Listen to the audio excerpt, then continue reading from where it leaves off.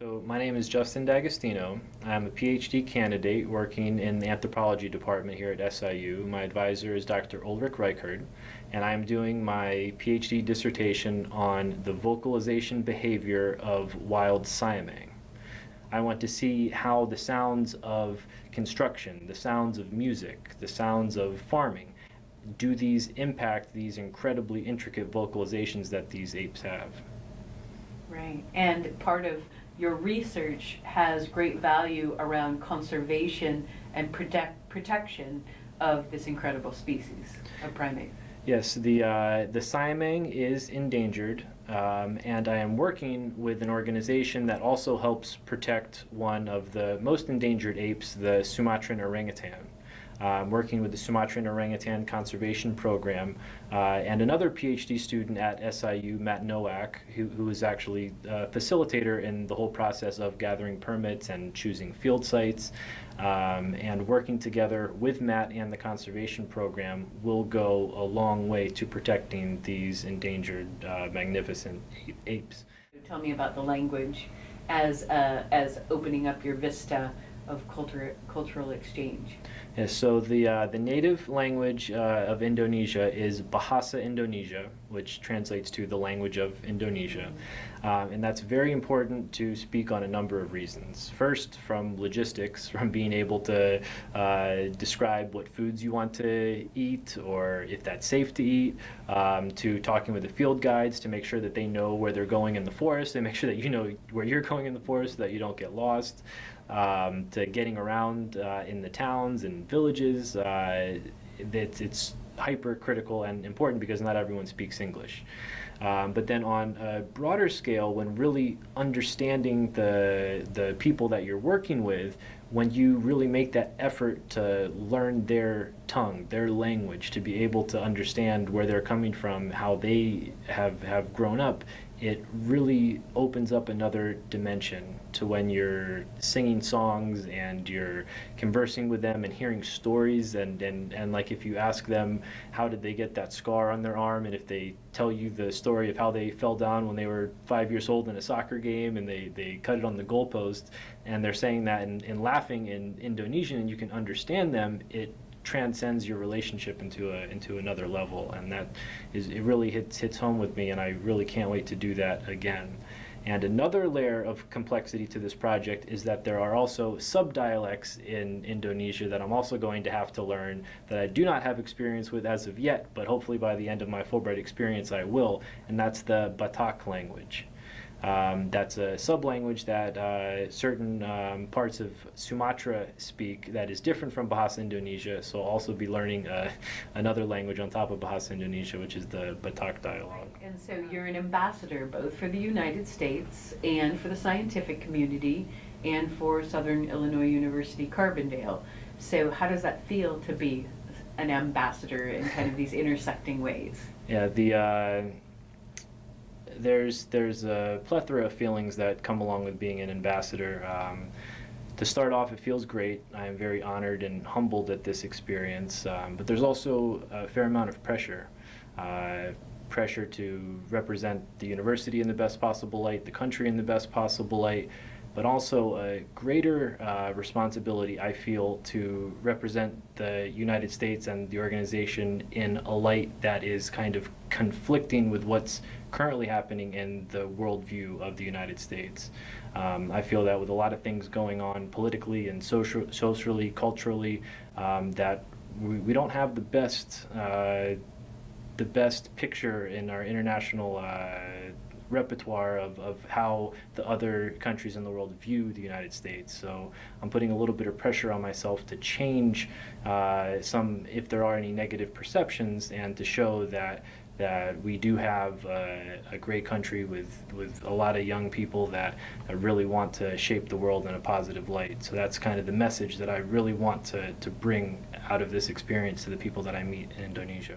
And I want to expand upon just being a United States citizen. I want to not just be a Saluki, I want to be a global citizen and a human being that is educated and respects myself and respects the world and all cultures, people, races, creeds, genders, and to really shine and let this experience really take me into a next chapter of my life that I'm going to really use to help shape my professional and personal life. That's great. And you're making a documentary, so tell us about briefly why you're making the documentary. This documentary, I have a purpose behind it. It's titled From Captivity to the Jungle, and I'm using it to help show other students that might not have this opportunity to travel around the world to really show them how you can make a difference. And what I think is the biggest problem facing young people today in this country, and around the world for that matter. The problem that I'm getting at is that most of the main issues that we see in the news that can be looked at as major problems, from the controversies with the president, with election hacking, with racism, with classism, sexism, socioeconomic, environmental, climate change. These things are very real problems that young people are facing, that many people didn't face without this complete mediaization of the world. They're not bombarded with all of these things, and what these young people are faced with is a feeling of being overwhelmed, that there are so many issues, so many problems in the world that they don't know where to begin, and that brings on the big problem of hopelessness or apathy or self-imposed ignorance, not wanting or not knowing how to go out and change a problem. That, I think, is a huge issue facing our generation, and I want to try to take a stab at it. So you're going to use your Fulbright Fellowship abroad to kind of help show how someone with a passion to serve, to positively impact the world, to transform potential social issues or global issues, like you want to use that documentary to kind of show that there is hope and that we need to find some, if you will, small corner of the garden that we focus on and that we give our best to improve the world and ourselves. Exactly. I kind of look at it as a revolutionary guide for dummies. Your documentary of giving hope and inspiration. Yes. I want to do it in a way that shows that it's possible on many different scales. Mm-hmm. So to start with the idea that creating a positive change isn't as daunting as it's set out to be. It can be something from going to the grocery store and making wise decisions on what food you're buying, how that money is being spent, who the farmers are that are raising those vegetables that you're eating, or if it's what is very personal to me that I'm going to be confronted with in a few months is the palm oil industry. So when you're purchasing things, that you're purchasing them and not giving into a problem that's being exacerbated by certain ingredients that companies are using. So to become educated, to become a smart consumer, and that can start with just picking certain products or not off the stores of the grocery shelf. So what I'll do in the documentary is show how to shop for certain items as opposed to others. Or it can be voicing your opinions if something is contradictory. And instead of just looking the other way, do something in a friendly way, not overly confrontational that'll get yourself and others in trouble. But when you see something, do something about it. Stand up, don't just let it slide off your shoulder and let the problem fall into the hands of the next person. What is it about you particularly that will be a success in sharing abroad with the Indonesian people? Yes, so to begin, what you had mentioned is that my specific project, the application, and what I'm doing right now as a PhD student is hyper-focused and specific. It's a very narrow field. You have to be extremely precise on a certain topic and subfield, and then get even more precise within that, and it's almost getting into like a magnifying glass. But working with this, it gives me the chance to really back up a little bit. Or if we're talking in terms of cameras and documentary, to take the lens and to zoom out to reveal the broader picture.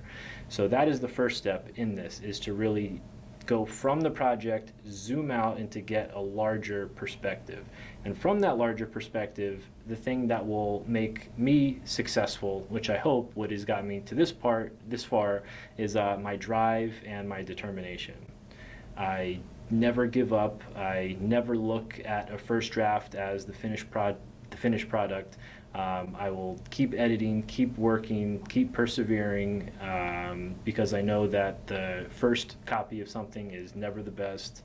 That you have to keep on going, and to never settle. I think we went through about 15 drafts of your project and your personal statement, something like that, right? Kind of refining, and you did such great work, but it was a lot of work, right? Yeah, and it still hasn't ended. It was 15 drafts to get to the point where it was submitted and accepted. But since then, I've submitted research applications to RISTech, which is the scientific and sponsoring organization for research projects. I presented my project and my statement at the PDO, the Departure Orientation in Washington, D.C. I am currently sharing the story on my project with my host university. I'll continue to share the story as it goes, so it'll be probably 30 or 40 drafts by the time I finish the project, or when I'm sharing it with future applicants when they want insight and tips on how to become a Fulbrighter. I'll continue to work on it and make drafts and updates, so it never really ends. Great. Well, we'll call on you maybe down the road to be a mentor for that. But thank you for all of your hard work, and we're really proud of you. Yep, you're welcome.